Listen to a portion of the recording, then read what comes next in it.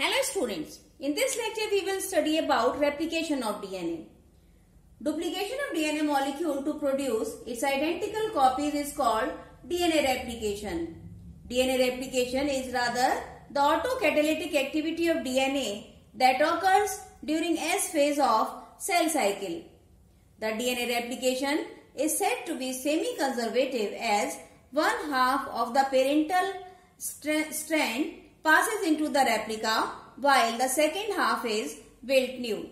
Here we can see that the parental double helical DNA first starts unwinding and each separated polynucleotide strand acts as a template for the synthesis of new strands. Here we can see the formation of new strands over the template strands. Now we will discuss the experimental proof for semi-conservative replication of DNA as proposed by Michelson and Stoll experiment.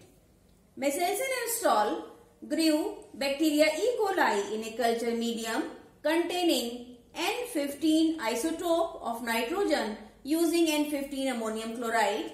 This produced a population of E. coli with both the strands of their DNA containing N15. They represented the parental generation and their DNA with N15 in both the strands were the heaviest. These bacteria with N15 were transferred in a culture medium containing N14 and allowed to multiply only for one generation.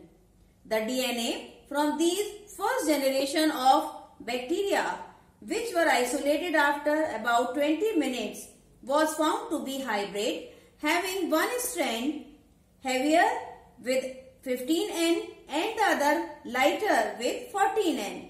The heavier strand represents the parental strand and the lighter one represents the new one, indicating semi-conservative method of DNA replication.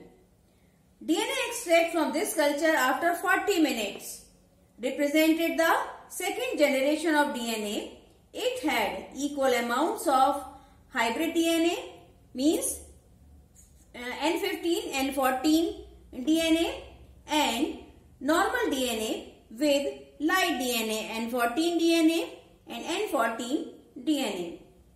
When DNA was further extracted from E. coli cells after 60 minutes, it belonged to third generation and only 25% of molecules were found to be hybrid, having N14 and N15 strands, and remaining 75% was normal DNA with N14 and N14 strands.